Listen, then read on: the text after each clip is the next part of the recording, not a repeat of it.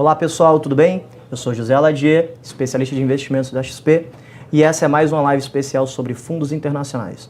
Hoje eu tenho a enorme satisfação de receber aqui Luiz Oliveira, vice-presidente executivo da PINCO, para falar um pouquinho com a gente sobre investimento no exterior. Luiz, seja muito bem-vindo. Bom, antes de mais nada, muito obrigado pelo convite, enorme prazer estar aqui. Espero que seja um programa bastante produtivo para quem está vendo a gente hoje. Perfeito.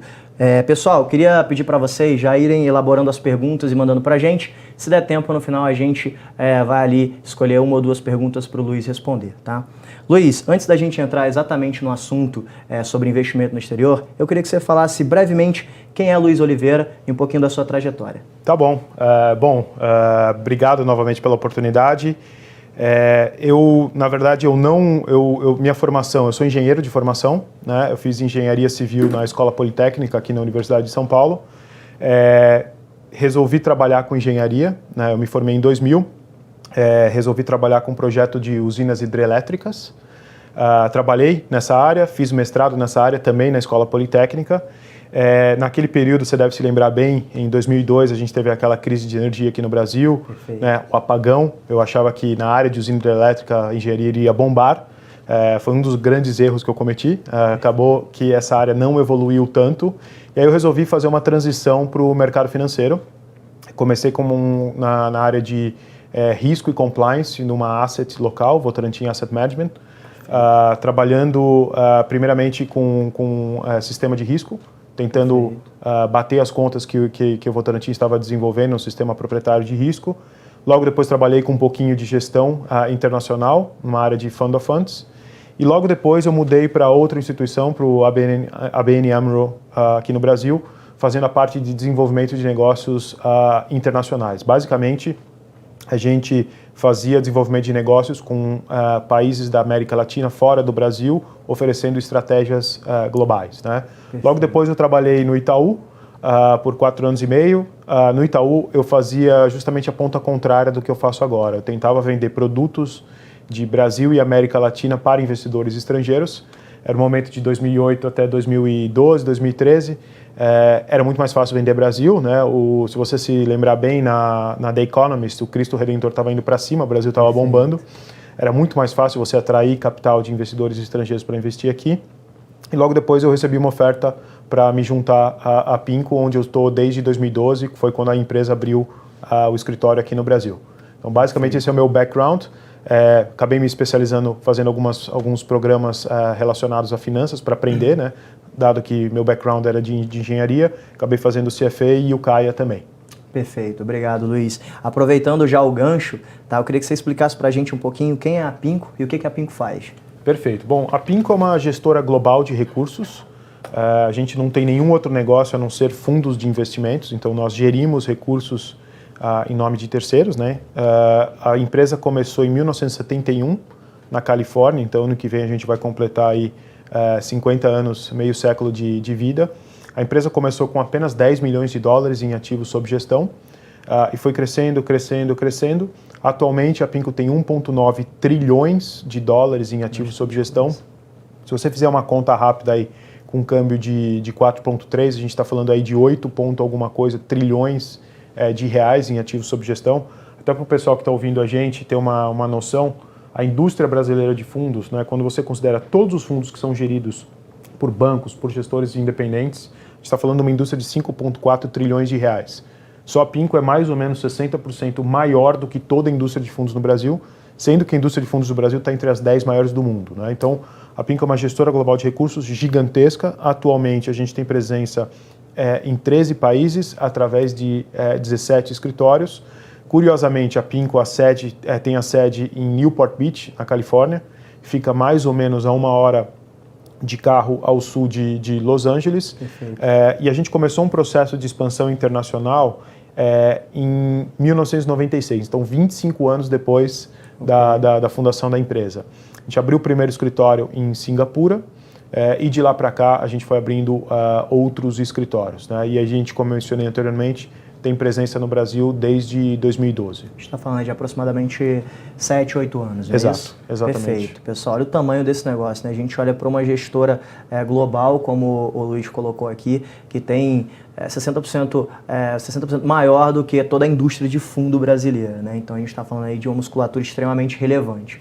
Luiz, hoje a gente vive um cenário no Brasil de juros baixos, historicamente, inflação controlada, né? E uma enorme expectativa de crescimento da economia. Foi fácil para o investidor brasileiro, ao longo das últimas décadas, ser bem remunerado e garantir aquele famoso 1% na renda fixa. Só que esse cenário mudou. E aí, o exercício que a gente faz aqui, e o motivo dessa live aqui, é justamente esse, né? Por quê e qual a importância de se investir no exterior e qual a relevância de discutir esse assunto nesse momento atual e no cenário que a gente vive.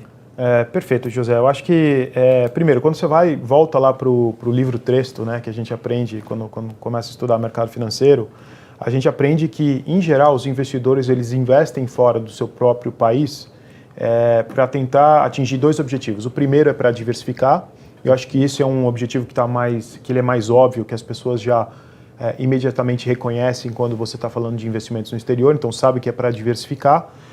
Mas também tem um outro objetivo, que é para você tentar aumentar o retorno potencial da sua carteira. Perfeito. Né? E esse segundo objetivo é algo que as pessoas não estão tão familiarizadas. Né?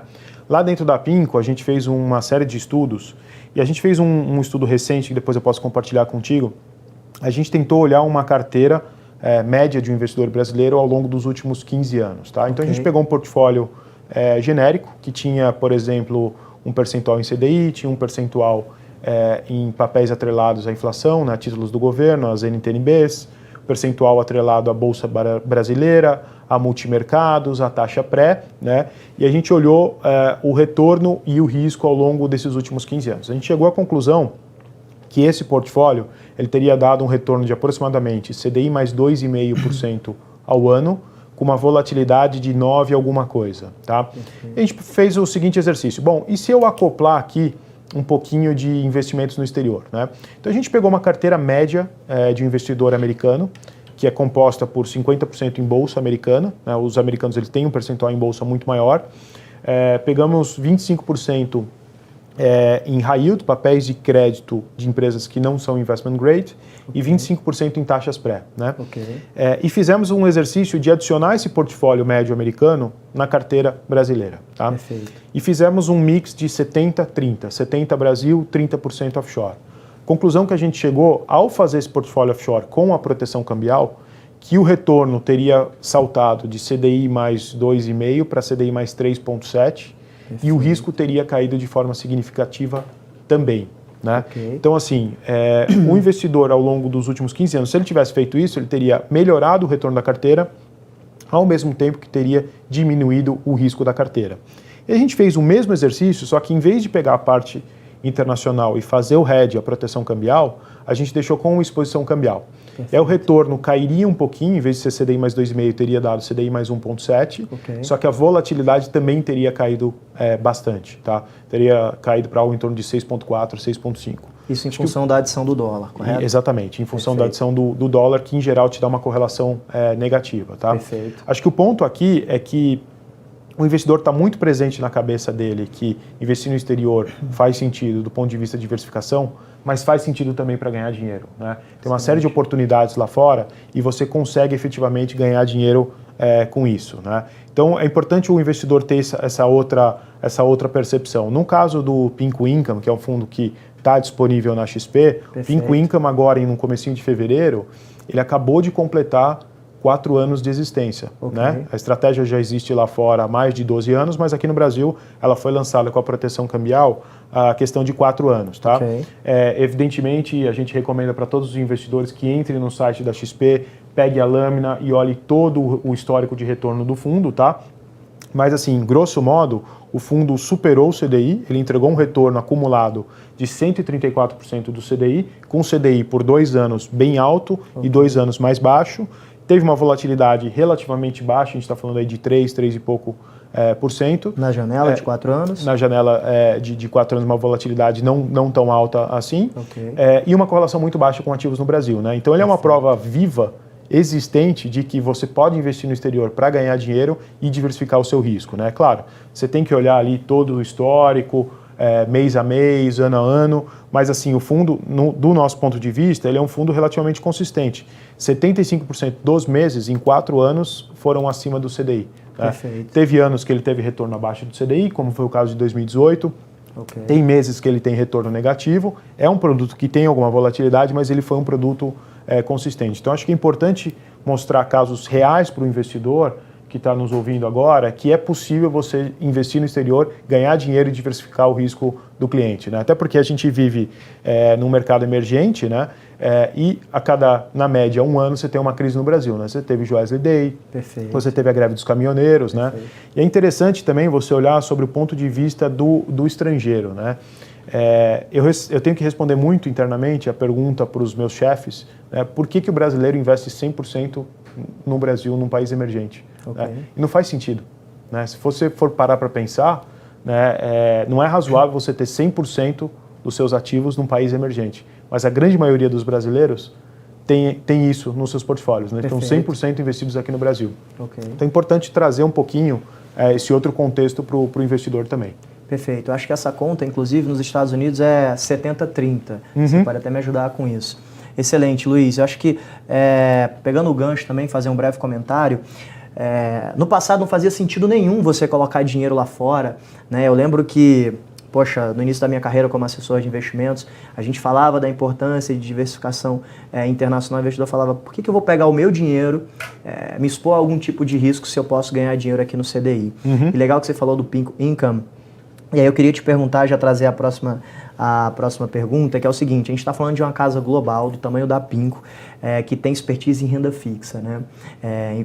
Investir no exterior em renda fixa. Qual é a melhor estratégia de gestão nesse sentido? Uma estratégia ativa ou passiva? E aí eu queria que você falasse a diferença entre as duas, né? E qual a estratégia chefe aqui dentro do Pinco Income. Tá, perfeito. Bom, essa discussão de gestão ativa e passiva é uma discussão bastante presente lá fora, né? Basicamente, para quem está nos assistindo, o que é uma gestão passiva? É uma gestão na qual você vai seguir um determinado índice de mercado, um determinado benchmark, como a gente chama, né? Então, por exemplo, trazendo aqui para uma realidade do investidor brasileiro, vamos supor que você queira investir em bolsa brasileira. Uma gestão passiva seria um gestor que ele vai comprar exatamente os papéis na mesma proporção do índice Bovespa. Ele vai seguir o índice Bovespa, tá? Perfeito. Uma gestão ativa é quando o gestor, ao invés de seguir exatamente a proporção de, por exemplo, quanto tem de Vale, de Petrobras, de outras empresas no Bovespa, ele vai fazer alguns desvios em relação a esse benchmark, a esse índice de referência, para tentar superar e ter um retorno acima do benchmark, tá? Então, gestão ativa é quando o gestor ele toma esses desvios para tentar ganhar um retorno adicional ao índice, né? No mercado internacional, você tem uma grande discussão sobre a gestão ativa e passiva, porque lá fora você vive um ambiente de juros mais baixos, de retornos mais baixos, e o pessoal advoga que é muito difícil, como é um mercado muito eficiente, é muito difícil você gerar retorno consistente de forma a superar os índices. Tá?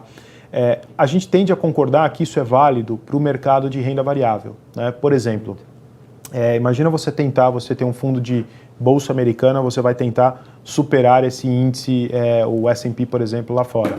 É muito difícil você superar. Por quê? Porque as ações são instrumentos perpétuos, eles são emitidos, eles ficam lá e todo mundo tem acesso aos mesmos ativos, né?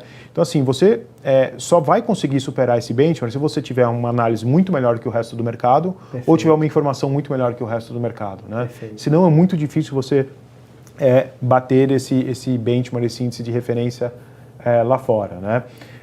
No mercado de renda fixa, ele é um mercado bastante diferente, né? Os papéis que são emitidos pelas corporações, pelos governos, etc., são papéis que eles têm vencimentos finitos, né? Então, por exemplo, uma corporação ele vai emitir um título de renda fixa com vencimento dali 5 anos.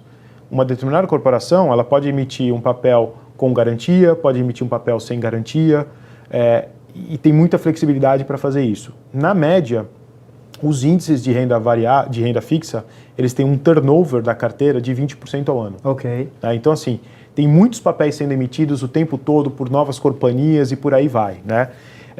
Na gestão de renda fixa, na nossa opinião, faz sentido você ser um gestor ativo, porque existe muita atividade, digamos assim, na parte de emissão, e um gestor como a PINCO, que é uma casa de 1,9 tri de dólares, nós temos uma vantagem estrutural adicional, que é o seguinte: todo mundo quer mostrar deals e emissões de bonds para a gente. Perfeito. Né? Então, todo mundo chega para a PINCO e fala assim: o que você acha desse deal? Né? Nós temos, por causa do nosso tamanho, por sermos grandes compradores desses bonds, nós temos uma vantagem adicional, que é que provavelmente a gente vai ser a primeira, segunda ou terceira casa que os emissores vão mostrar, porque eles querem que a gente compre esses papéis. Okay. Então a gente tem uma vantagem de informação em relação ao mercado. Quando você analisa os dados da PINCO, e eu estou falando aqui não só do PINCO Income aqui no Brasil, mas estou falando dos produtos que a gente tem lá fora, em janelas de 3 anos, 87% dos nossos fundos batem os índices de referência.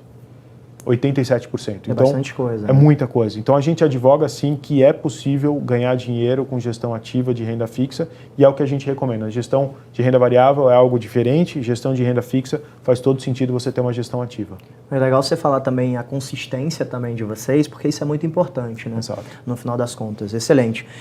Uma pergunta que eu quero te fazer, eu venho recebendo bastante essa pergunta aqui dos meus investidores, é relacionado ao momento atual de juros baixos no mundo inteiro, em alguns casos juros negativos, né? Hoje a gente tem algo em torno de 13 trilhões aí de estoque aplicados em juros negativos. Recentemente a Bloomberg lançou uma matéria que isso pode gerar algo em torno de 800 bilhões de prejuízo aí para o investidor. Dentro desse contexto, eu queria que você explicasse aí para o investidor que está assistindo qual é a vantagem comparativa aí do PINCO Income. Tá, perfeito. Para te responder essa pergunta, acho que é importante a gente dar um passo atrás e falar um pouquinho sobre o mercado global de renda fixa, né? O mercado global de renda fixa, ele é um mercado de 100 trilhões de dólares. Okay. Né? E você está correto no número, tá? Hoje nós temos algo em torno de 13 a 14% disso daí com juros negativos. Só que, evidentemente, quando a gente está fazendo uma gestão, como é o caso do PINCO Income, nós não estamos olhando nesses papéis, desses 13, 14% que tem juros negativos. Nós estamos olhando para os outros 87%, né? Então, de fato, claro que um ambiente de juros muito baixo é mais difícil você fazer gestão, só que existem muitas oportunidades, né? E a gente está a constante procura de oportunidades para que façam sentido para os nossos investidores, né? Para você ter uma ideia, a PINCO hoje ela tem 65 analistas de crédito, espalhados nos nossos 17 escritórios pelo mundo, em 13 países. Esses 65 analistas de crédito, eles avaliam, na média, algo em torno de 1.000 emissores de bonds por ano. Então, assim, é muita análise, é muita oportunidade, e o tempo todo aparecem novas oportunidades para a gente. Vou te dar um exemplo real. Teve um banco na Itália que em 2018 ele estava precisando fazer uma emissão de dívida, porque ele precisava cumprir com o requerimento mínimo de capital do Banco Central Europeu por regras de Basileia, né? A gente está falando do maior banco da Itália, tá? Chama-se Unicredit. Só que em 2018 foi um ano bastante conturbado para a Itália, para o mundo em geral como um todo, em termos de investimentos, mas para a Itália principalmente por causa do lado político, né? Esse banco ele tentou fazer algumas emissões nos Estados Unidos por causa desses requerimentos de capital de Basileia.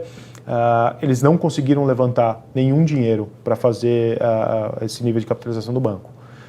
Algum tempo depois, né, os nossos gestores, por conhecer já a estrutura, por conhecer já esse banco, nós ligamos diretamente para o CEO desse banco. Perfeito. E falamos, olha, eu sei que vocês precisam fazer essa emissão, esses são os nossos termos. Gostaríamos de fazer essa emissão para vocês, mas esses são os nossos termos. E esse banco, por precisar de capital, acabou fazendo essa emissão. Para você ter uma ideia, foi uma emissão de 3,8 bilhões de dólares, uma emissão bastante grande, e essa emissão saiu com um yield, né, com um retorno de 8% em dólares, 2% acima do bond que essa mesma companhia tinha no mercado secundário. Por que eles fizeram essa emissão? Porque eles precisavam acalmar o mercado, precisavam mostrar que tinha um investidor forte, pesado, com um nome muito forte por trás para acalmar o mercado. Perfeito. Essa emissão foi feita, 3,8 bilhões de dólares parece ser um número muito grande, de fato mas por uma casa de 1,9 trilhões de dólares não é tão grande assim, né? A gente conseguiu fazer essa operação em 2 dias, sem nenhum investment banking, ganhando comissão no meio.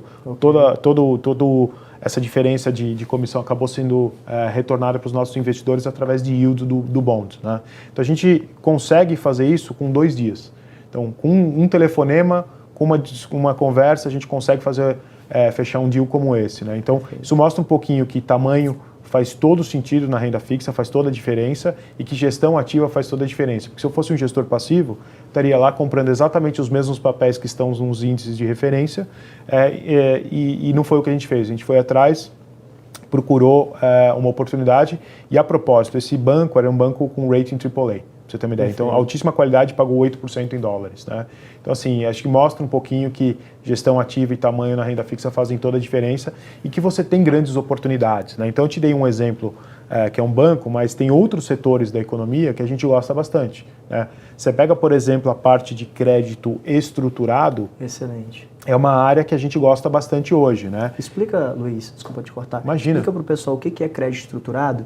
Né? Tá Por que bom. vocês gostam bastante dessa classe de ativo? Perfeito. Vamos lá. No mercado de crédito, você tem basicamente 2 grandes grupos, tá? Você tem, de um lado, o que a gente chama de crédito corporativo, que são papéis emitidos pelas corporações que estão precisando de dinheiro, por exemplo, uma Petrobras, por exemplo, que emite um papel de renda fixa, etc. E você tem a parte de crédito estruturado, que, em geral, são papéis que são colateralizados, você tem alguma garantia por trás, tá? Perfeito. Qual é a área que a gente mais gosta nesse momento? A parte de crédito estruturado relacionado a hipotecas. E eu adoro falar desse assunto, porque toda vez que você fala de hipoteca, né, todo mundo começa a coçar a cabeça e fala assim, hipoteca, não foi isso que gerou a crise de 2008? Perfeito. E eu acho que é importante explicar e contextualizar para o investidor o que é esse mercado, até para acabar com dúvidas aí e com medo, tá? Basicamente, o mercado de imóveis nos Estados Unidos, ele é um mercado que ele é muito importante para a economia. Gera muito empregos, movimenta a economia, você tem um sonho americano, todo mundo quer ter uma casa, etc. Né? Por causa disso, o governo americano ele criou, vários anos atrás, algumas agências, e a função dessas agências é fomentar o mercado imobiliário. Então, basicamente, o que essas agências fazem? Imagina que você mudou para os Estados Unidos, mudou para Miami, você quer comprar um imóvel. Perfeito. O que você faz? Você vai numa dessas agências, né? Você, lá fora, como o mercado é mais desenvolvido, como você tem o benefício até fiscal de deduzir juros de hipoteca da renda tributável, você não vai comprar um imóvel à vista. É muito raro você comprar um imóvel à vista. Então, o que você faz? Você vai numa dessas agências do governo, essa agência do governo vai tentar analisar a sua capacidade de pagamento dessa dívida. Então, vai olhar se você tem um emprego, quanto tempo você está no emprego, se você tem uma renda, se você tem algum ativo como garantia, se você teve algum problema com, por exemplo, cartões de crédito, com outras contas que você deixou de pagar, etc. No final do dia, ele vai olhar a sua capacidade de pagar essa hipoteca, tá? Okay. Se você se qualificar, o que o governo faz? Ele vai te dar uma hipoteca, só que ele vai pegar o seu imóvel como garantia, okay. Tá? Essas agências, elas acabam dando hipotecas para vários e vários, centenas e milhares de investidores. O que ela faz? Em vez de ela ficar com esses imóveis, né, e essas hipotecas no seu próprio balanço, essas agências, elas empacotam, elas securitizam, que é um nome chique para dizer que ela vai transformar isso num ativo que é negociado no mercado financeiro. Excelente. E essa agência, ela vai dar um carimbo falando o seguinte: se o José não pagar, eu, agência do governo americano, que sou suportado pelo governo, perfeito, eu vou lá e garanto o principal. Okay. No final do dia, esse é um mercado que você tem um risco de crédito baixíssimo, porque se você deixar de pagar, a agência vai garantir. Se a agência, por exemplo, quebrar, o governo americano provavelmente vai entrar e garantir. Então, esse mercado, ele chama-se mercado de agency, de agências, MBS, que é uma sigla para Mortgage Backed Securities, tá? Esse é um mercado extremamente seguro, né? Não quer dizer que não tem oscilação de preços. Você tem oscilação de preços ao longo do ano. Perfeito. Mas você acaba não tendo o risco de crédito do tomador da dívida no final do dia, tá? Okay. Então, ele é um mercado extremamente seguro. Por que a gente gosta desse mercado hoje? Porque quando você pega o setor de famílias nos Estados Unidos, né, as famílias estavam extremamente alavancadas na crise de 2008. Com a crise, elas se desalavancaram de forma muito forte e não voltaram a se alavancar. Então, as pessoas que estão dentro desses papéis hoje são pessoas que estão, pelo menos há 12 anos, literalmente, mensalmente, pagando as suas hipotecas. E a pessoa, quando ela paga a hipoteca, todo mês, ela está amortizando um pedacinho da dívida e pagando um pouco de juros. Né? Como as pessoas já estão há pelo menos 12 anos, essas hipotecas são algo em torno de 30 anos na média, provavelmente essas pessoas já são donas de mais ou menos 30%, 35% do imóvel. Então, assim, ela vai fazer o possível ou o impossível para defender o imóvel, para ela não ser expulsa e perder o imóvel. Então, assim, primeiro que ela já tem um pedaço do imóvel, ela vai fazer o possível e o impossível para defender aquilo. Segundo, que como eu mencionei, as famílias se desalavancaram, né?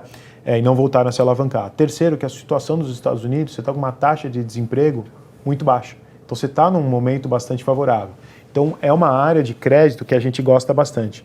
Estou dando um exemplo, eu sei que é um exemplo talvez um pouco longo, mas eu gosto de dar esse exemplo porque mostra que existem uma série de oportunidades lá fora. Pra você ter uma ideia, esses papéis que são extremamente seguros, eles têm um prêmio em relação aos títulos do governo americano de algo em torno de 50, 60 basis points, 0,50, 0,60 a mais. Então, é uma maneira de você procurar algum yield, algum retorno ali fora, sem correr grandes riscos de crédito, tá?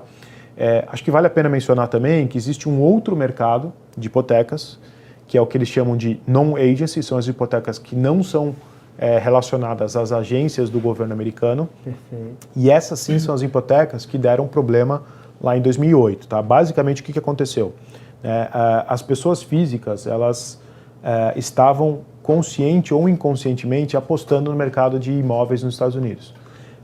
Acho que tem até aquele filme A Grande Aposta que fala bastante sobre isso, que foi originado do livro do Michael Lewis, se eu não me engano. Tem também o documentário do Inside Job, também, que trata um pouco mais a fundo. Exatamente. E basicamente, por que as pessoas estavam apostando no mercado imobiliário?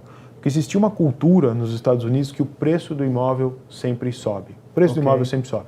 Então pensa, por exemplo, num balanço pessoal de uma pessoa. Vamos supor que a pessoa foi para os Estados Unidos, ela não se qualificou para a hipoteca das agências, que tem taxas mais baixas, e acabou caindo nesse mercado. Por que a pessoa faria isso, né?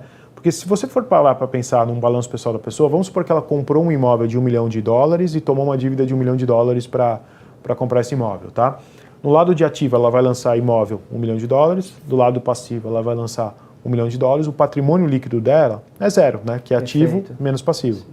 A pessoa fazia isso porque ela achava que o preço do imóvel iria subir de uma velocidade muito maior do que a dívida. Então vamos supor que o imóvel em 5, 10 anos subisse, digamos, de $1 milhão para $2 milhões, e a dívida subisse de $1 milhão para $1 milhão e 100, porque a taxa de juros é baixa. Perfeito. O patrimônio líquido da pessoa sairia de zero e iria para $900 mil, né? Perfeito. Parece mágica. Isso a gente no mercado financeiro, a gente chama isso de alavancagem. A pessoa não está colocando nada, está tomando exposição a um ativo de $1 milhão, né? Perfeito. Por que os bancos faziam isso? Os bancos faziam isso porque era um business, era um negócio muito rentável para eles. Só que os bancos sabiam o que eles estavam fazendo. Perfeito. Os bancos também securitizaram isso. Algumas agências de rating classificaram esses papéis como o rating mais alto possível, né, AAA, e esses bancos eles acabaram vendendo esses papéis para vários investidores ao longo do mundo. Perfeito. O grande problema é que esses papéis têm uma característica interessante. Quando as pessoas deixam de pagar, esse rating ele acaba sendo downgrade, ele sai do AAA, que é a nota mais alta, vai direto para o CCC, que é a nota mais baixa. E os investidores que acabaram comprando esses papéis não poderiam deter esses papéis quando teve esse downgrade. Perfeito. Então, no pior momento da crise, todo mundo que comprou isso precisou vender ao mesmo tempo. Resumo da história, esses papéis que eram negociados a um valor X, começaram a ser negociados a 0,30 de X. Você teve um desconto de 70%. Tá? Esse sim é o mercado que você tem um risco de crédito, né? A PINCO tinha zero de exposição a esse mercado. Perfeito. E em 2006 a gente começou a fazer uma série de análises. Um dos nossos CIOs, inclusive, vendeu a própria casa porque ele achava que esse mercado iria dar problema, né? Quando esses papéis estavam sendo negociados a valores absolutamente descontados, a gente começou a fazer uma análise e falou assim, ó, está tendo um exagero de mercado e agora faz sentido comprar. A gente comprou alguma coisa desses papéis, esses papéis subiram de 30 centavos de valor de face para algo em torno de 85, 90 centavos de valor de face. Então a gente conseguiu ganhar muito dinheiro. Mas é o seguinte, você não pode entrar nesse mercado sem fazer as análises devidas, né? Então a gente tem uma equipe de mais de 60 pessoas que só lidam com esses tipos de ativos no mundo inteiro e eles entendem exatamente o que eles estão fazendo, né? Então são ativos que obviamente você tem mais risco, mas você também tem mais retorno potencial. Não, sensacional, Luiz. Acho que uma aula aqui agora falando sobre Estados Unidos, sobre um pouco do que aconteceu lá e simplificando, é uma explanação um pouco mais demorada, mas acho que é muito importante para quem está assistindo agora entender como é que funciona a cabeça, né, de quem está por trás desse negócio. Acho que muita gente perdeu dinheiro na crise de 2008, muita gente aí teve que juntar com muita gente, né, não vou citar nomes aqui, e o governo americano teve que socorrer alguns casos ali, né, e é legal saber que a Pinco fez uma diligência ali em cima desse mercado e só foi entrar lá quando ela entendeu que existia uma assimetria entre o que é valor e o que é preço. E eu acho que esse é o trabalho que você falou aqui do Pink Income, né, o diferencial dele. Gestão ativa é extremamente importante, né, entender do business. Tamanho também importa, porque, poxa, é o que você falou, existem deals, ou seja, negócios que são feitos que não passam ali pelo mercado, né? Às vezes o preço do ativo está muito caro e as pessoas tendem a exagerar, existe realmente essa discrepância entre preço e valor. Você ter a capacidade de conversar direto com essa instituição e comprar essa dívida, né? E ganhar um prêmio ali, ou seja, mais do que, de certa forma, o mercado já tem daquela própria empresa, isso é muito importante, tá? Eu acho que eu queria, Luiz, pedir para você, aproveitando essa deixa, se falasse entrasse um pouco mais no Pink Income, me falasse um pouquinho do objetivo de risco do fundo e do objetivo de retorno. E antes de você comentar, eu queria falar para o investidor algumas coisas já para deixar essa deixa. Primeiro, alguns dados, tá? Hoje, quando a gente olha o mercado de renda fixa brasileiro, ele representa apenas 2% do mercado de renda fixa global. O Luiz pode até me ajudar com esse número. Se a gente olhar aí para o PIB brasileiro, a gente representa 3% aproximadamente do PIB global.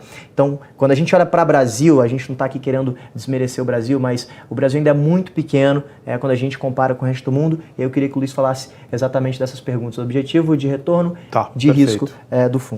Bom, acho que antes de mais nada é importante mencionar sobre a estratégia como um todo, né? A estratégia Pink Income ela existe globalmente desde 2007, então é uma estratégia que existe já há 12 anos. Eu costumo dizer que a estratégia existe há 12 anos, nós estamos gerando retornos para os nossos investidores com juros zero lá fora há 12 anos, né? Nós temos experiência, acho que esse ambiente de juros baixos aqui no Brasil é novo para a maioria dos gestores locais, mas para a gente já não é novidade, a gente faz isso há muito tempo, né? Essa estratégia ela surgiu lá em 2007 com dois grandes objetivos, né? E vai soar um pouco familiar para você, José. O objetivo número 1 era a geração de renda. Existia uma demanda muito forte de clientes rentistas, né? Por isso que eu acho que soa familiar. E por que isso? Tem até uma questão demográfica por trás, né? Toda aquela geração de baby boomers, né? O pessoal que nasceu pós-Segunda Guerra Mundial começou a se aposentar. E o pessoal, como se aposenta, o cara não quer saber se ele vai ter que investir num benchmark X, Y, Z. Ele sabe quanto ele tem de recurso no mercado financeiro, ele sabe quanto ele tem, por exemplo, de uma aposentadoria. Ele quer investir esse recurso num produto simples que vai gerar essa renda para ele, tá? Então o fundo foi criado lá fora com dois objetivos. Objetivo número 1, tentar entregar essa renda. Lá fora, em dólares, o fundo mira uma distribuição de renda de 4,5%, 5% em dólares, tá? Já chego aqui no Brasil. Segundo objetivo do fundo, preservar capital. E por que a gente colocou esse segundo objetivo do fundo? Porque quando a gente foi lançar esse produto, além de fazer uma pesquisa para entender o que o cliente queria, que era a geração de renda, você sempre dá uma olhadinha em competidores, né? Perfeito. Em alguns casos, a gente notou que alguns competidores eles tomavam riscos desnecessários para você ter uma renda mais alta e você conseguir captar dinheiro mais fácil.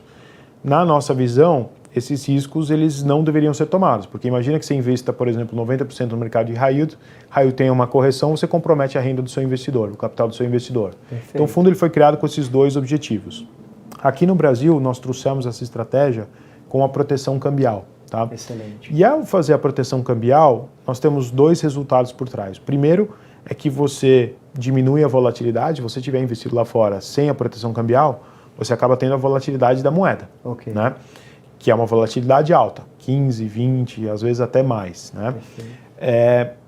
Ao você fazer o hedge de moeda, você também consegue capturar aproximadamente o diferencial de juros entre Brasil e Estados Unidos, tá? Então, ao mandar o dinheiro para fora e fazer o hedge de moeda, você consegue capturar algo em torno de, hoje em dia, CDI menos 2,5. Perfeito. Como a estratégia Income busca 5% em dólares, né, a referência econômica de retorno aqui no Brasil é algo em torno de CDI mais 2,5. Tá? Então é isso que é a referência de retorno do fundo. Tá? Em termos de volatilidade, o investidor deve considerar algo em torno de 3 a 4% de volatilidade do produto, tá? Nos últimos 12, 24 e 36 meses, o fundo aqui no Brasil ele teve uma volatilidade bem menor do que isso, não é razoável, né? A gente recomenda para o investidor ser mais prudente, considerar algo em torno de 3 a 4% daqui para frente, tá? Os últimos anos você teve um cenário de mercados com menos volatilidade, daqui para frente provavelmente a gente deve ter mais volatilidade, tá? Então razoável é você considerar algo em torno de 3 a 4%. Então referência econômica de retorno CDI mais 2,5% e também com uma volatilidade de algo em torno de 3, 4%. E como um fundo ele tem pouquíssimos investimentos no Brasil, é esperado, é provável que ele tenha baixa correlação com o mercado local, né? Então, o fundo já existe no Brasil, como mencionei, há 4 anos. Quando você pega maio de 2017, né, que foi o episódio que o pessoal conhece como Joesley Day, excelente, que foi um cenário que quase todos os fundos no Brasil perderam dinheiro, o fundo passou em column, né? Quando você pega o período da greve dos caminhoneiros, né, que foi maio e junho de 2018, no ano seguinte, também o fundo performou relativamente bem, enquanto vários gestores no Brasil não fizeram nada de errado, mas eles estavam expostos ao Brasil e o Brasil teve uma grande correção, né? Então a ideia é que esse fundo ele tenha uma correlação baixa também com os ativos aqui do Brasil, né? Então a ideia é compor a carteira, seja de multimercado, seja de renda fixa do investidor, ajudando ele a diversificar o risco e potencialmente aumentando o retorno potencial da carteira. Perfeito. Luiz, você trouxe aqui dois assuntos muito importantes. Risco importa. Sim. Acho que isso é muito legal para o investidor que está nos assistindo. E correlação, esse é um tema que eu tenho batido bastante aqui nas lives, tá? Que é o seguinte, quando a gente olha a matriz de correlação, né, quanto que, quando a gente, para simplificar, quanto que o resultado de um fundo é explicado pelo resultado do outro da seguinte maneira: se um fundo está subindo, aquele outro está subindo também, ou aquele outro está caindo, qual a aproximação? A gente usa um número, né, para tentar aproximar isso. Se os fundos têm correlação de 1, significa dizer, poxa, sempre que um fundo estiver subindo, o outro vai estar exatamente subindo. E menos 1 para dizer que eles não têm correlação nenhuma. Então isso importa por quê? A gente joga na matriz aí dos principais multimercados de correlação do Brasil hoje, tá? Esses fundos, essa correlação gira em torno de 60%, 70%. Isso significa dizer que em 70% do tempo, né, se esses fundos está tudo bem, esses fundos estão subindo, se está tudo mal, esses fundos estão caindo. Então, querendo ou não, a gente tem uma expectativa forte para o Brasil, então é natural que os fundos estejam fazendo o que a gente chama de kit Brasil. Então é importante ter um fundo que, de certa forma, não tem relação com isso, porque não importa o que aconteça aqui, o fundo está alocado em outra coisa, fazendo outra coisa ao redor do mundo. Uma coisa importante para te perguntar a gente recebeu aqui, na verdade, alguns elogios, assim, do bate-papo. A Juliana Celupi, Juliana, muito obrigado por estar aqui com a gente participando. Ela falou assim, muito boa gestora, Pinco Income é um ótimo fundo para diversificar investimentos no exterior e ainda tem proteção cambial, que é aquilo que você falou, né? Sensacional. E aí o Pedro N., Pedro, muito obrigado pela participação. Acho que o Luiz já respondeu um pouco ali dos fundos, expectativa de resultado, mas ele pergunta qual o ticket mínimo para a entrada, e aí eu queria que você já me dissesse ticket mínimo, né? Taxa de administração, se tem performance, se não tem, e como faz para aplicar. Perfeito. Antes de responder essa pergunta, e obrigado pela pergunta, é importante lembrar que esse fundo é só para investidores qualificados. Perfeito. Né? Ticket mínimo de R$25 mil. Esse é um fundo que ele está aberto para aplicações e resgates sempre às quartas-feiras, né?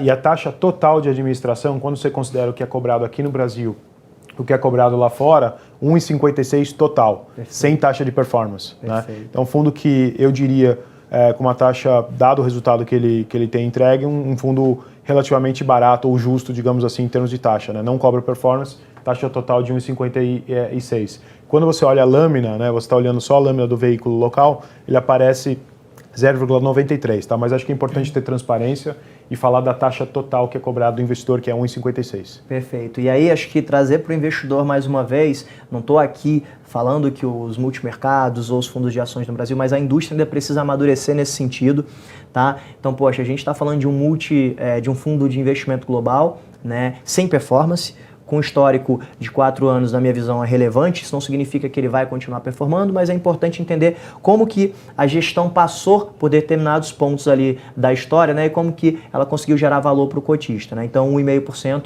a indústria brasileira tende a cobrar aí algo em torno de 2,20, né, Luiz? Então, assim, não tenho mais perguntas, deixa eu ver se eu tenho alguma coisa aqui. Legal. Liquidez e resgate, você falou sobre semanal. Isso? Você pode aplicar sempre... eu esqueci de falar o prazo para liquidação. Você pode aplicar sempre às quartas-feiras. No caso de resgate, você resgata numa quarta-feira, você pega a cota do dia seguinte e o dinheiro entra na conta do investidor na quinta-feira da semana seguinte, é D+6, tá? Perfeito. Sempre lembrando que você tem que levar em consideração feriados no Brasil e lá fora. Então, às vezes você tem um feriado no meio do caminho, que posterga a liquidação financeira em 1-2 dias, tá? Mas é um fundo relativamente líquido, né? Você pode entrar e sair todas as quartas-feiras com cotização D+1, liquidação financeira para resgate D+6. Muito importante isso que o Luiz está falando, porque no Brasil a liquidez é uma coisa muito barata na minha visão, né? Você pega os principais multimercados, a gente está falando de um prazo de 30 dias aí, ou seja, durante 30 dias, querendo ou não, o investidor está acatando aquela oscilação. Então, 6 dias o teu dinheiro está ali de certa forma na conta, respeitando ali as janelas, então liquidez também importa. Dito isso, eu queria revisar aqui alguns pontos, tá, Luiz? Poxa, a gente falou com o Luiz Oliveira, vice-presidente executivo da PINCO, uma das maiores gestoras de renda fixas globais, né? Poxa, importante destacar, gestão ativa importa sim, tamanho importa também, e risco, a gente tem que olhar para risco, tá, Luiz?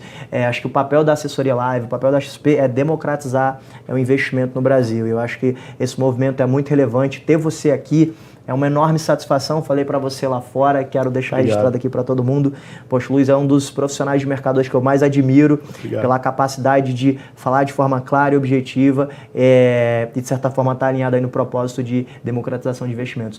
Muito obrigado pela sua participação. Imagina. Você quer deixar algum recado? Não, eu que agradeço, é sempre um prazer. Conte com a gente, toda vez que vocês me convidarem eu vou estar aqui. Perfeito. Muito obrigado. Obrigado, pessoal, e até mais.